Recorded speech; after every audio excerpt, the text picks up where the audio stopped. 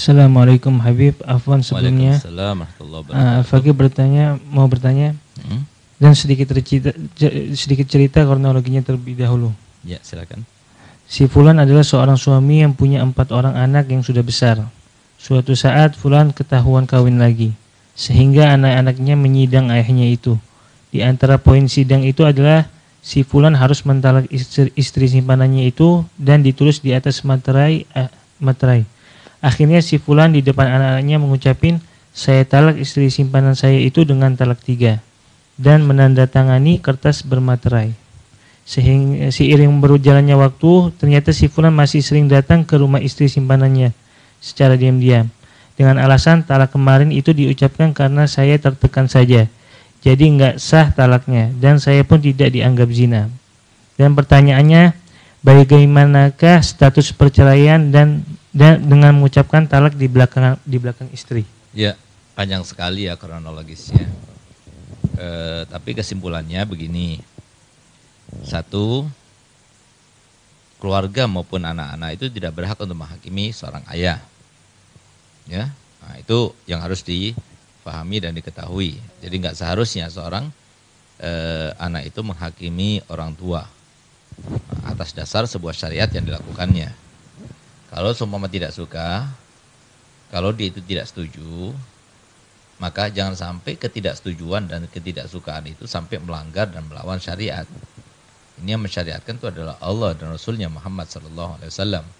Ini sebuah ujian bagi kalian dan juga ibu kalian. Nah, tapi kalau dengan cara sampai menyidangkan, siapa yang disidangkan? Ayah disidangkan. Nah, itu sangat tidak pantas. Itu termasuk perlakuan yang kurang ajar dan termasuk kedurhakaan seorang anak kepada orang tua. Dan yang menyebabkannya itu ibunya. Itu tidak pantas sama sekali yang semacam itu ya.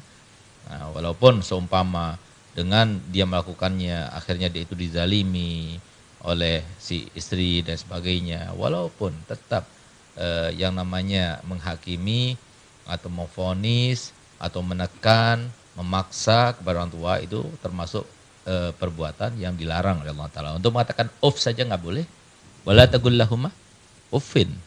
Mengatakan uff saja tidak boleh, apalagi sampai menekan, menyidang, atau mengata-ngatai, atau apa sampai memaksa. Nah, itu sama sekali tidak dianjurkan perbuatan yang semacam itu.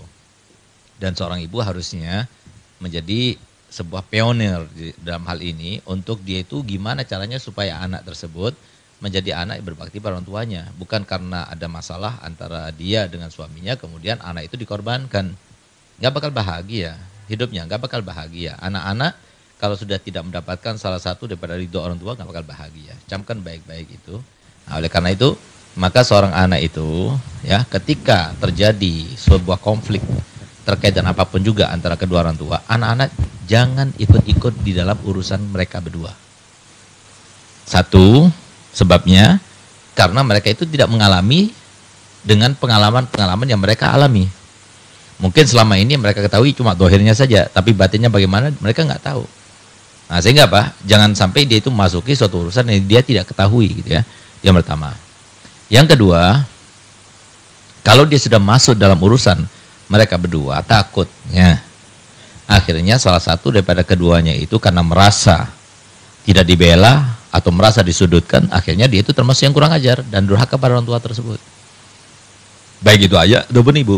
Oleh karenanya itu himbauan kepada seorang anak ketika sudah ada terjadi sebuah konflik ya antara suami istri, dan sesuai dengan firman Allah Ta'ala dalam Al-Quran, wa ja'alna ba'dukum li ba'din fitnatan atasbirun, kami jadikan antara suami istri itu, begitu pula antara orang tua sama anak, antara saudara dan saudaranya, itu merupakan sebuah fitnah. Untuk apa? Untuk tujuannya itu supaya mencoba apakah menguji apakah dia itu termasuk yang sabar atau tidak.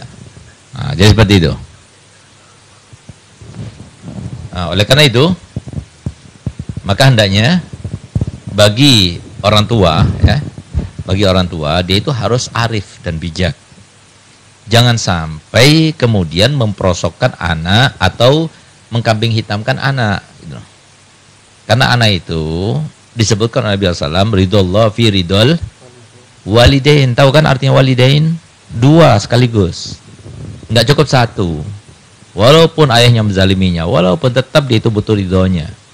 Jangan sampai setelah terjadi konflik atau terjadi perceraian kemudian diracun-racuni anaknya supaya dia itu membenci kepada ayahnya. Nah, bahkan ada yang mengatakan bahwasanya ayahnya sudah meninggal, tabrakan, celakaan, padahal dia masih hidup. Nah itu. Ini berarti seorang ibu, seorang istri atau seorang ayah yang mengajarkan kepada anaknya untuk tidak bahagia dan berharap serta berangan-angan untuk anaknya tidak akan bahagia, dan itu suatu pemikiran dan suatu angan-angan di orang tua yang salah. Karena biasanya wajarnya orang tua itu dia berhak, dia berani berkorban untuk dia itu hidup dalam keadaan tidak enak, asalkan anak-anaknya enak. Itu orang tua yang wajar seperti itu gitu. Kok malah ini menjerumuskan anaknya itu dalam masalah-masalah yang bukan ranahnya dia, bahkan itu sangat berbahaya. Nah, itu yang pertama. Yang kedua, daripada permasalahan yang ditanyakan dengan kronologis yang diceritakan tadi, ya, bahwasanya si ayah juga tidak mendasari ilmu, mendasari apa yang dinyatakannya itu dengan ilmu, gitu. Karena bagaimana dia katakan itu ada sebuah paksaan, kalau dia itu bisa melepaskan diri daripada mereka, karena syaratnya paksaan itu ada 6. Di antaranya syaratnya paksaan itu adalah qudratul mukrih ala tahqiqa ma haddada bihi. Yang memaksa itu bisa betul-betul memastikan apa yang dipasangnya itu bisa terjadi.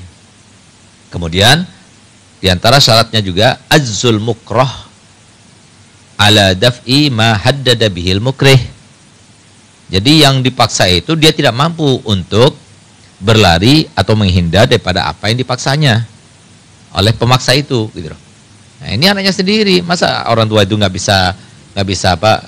bisa menghindarkan dirinya daripada ancaman atau kejahatan daripada anak-anaknya. Itu kan sesuatu yang sangat aneh, gitu. Nah, sehingga untuk kita katakan ini dengan kronologis yang disebutkan itu dia terpaksa, itu sulit sekali untuk dikatakan demikian, gitu. Nah, kemudian kata talak, ya, adalah kata talak yang sorry, sehingga diucapkan dengan senda gurau atau dalam keadaan serius, maka tetap jatuh talak. Nah gitu. Nah, kecuali kalau terpaksa tadi, tapi kalau memenuhi syarat, ini kan seakan-akan tidak memenuhi syarat yang semacam ini, gitu. Bagaimana orang tua itu bisa dipaksa oleh anaknya? Dipaksa dengan apa? Apakah dipaksa dengan pisau sehingga akan dibunuh si ayah ini atau dan sebagainya? Kan dari kronologis yang diceritakan itu tidak ada seperti itu, gitu. Tapi nggak bisa juga si orang tua itu kemudian mengatakan bahwasanya cerainya itu dianggap tidak terjadi karena terpaksa, gitu. Tetap aja bisa terjadi kok semacam itu. Kalau kronologisnya seperti itu bukan berada di bawah tekanan, gitu. Tekanan karena takut pada istri, takut pada anak, itu bukan termasuk ancaman itu yang semacam itu, gitu ya. Nah, oleh karena itu maka lebih baik si ayah, ya, si suami itu dalam hal ini mengakui bahwasanya cerainya itu jatuh, karena dia mengatakan sudah 3 kali ceraian. Berarti kalau semua kembali lagi kepada istrinya tersebut, ya harus ada muhalil. Sementara si anak bertobat kepada Allah Ta'ala, meminta ampun pada Allah Ta'ala, dan minta maaf kepada si ayah. Nah, sementara si ibu juga mulai saat ini jangan sampai menghasuti atau mengotori pikiran anak-anak itu supaya memusuhi ayahnya, jangan lagi, gitu. Mungkin seperti itu ya jawaban daripada pertanyaan. Semoga yang terbaik untuk mereka semuanya dan kita semua terhindar pada permasalahan cerai dalam rumah tangga kita. Amin ya rabbal alamin.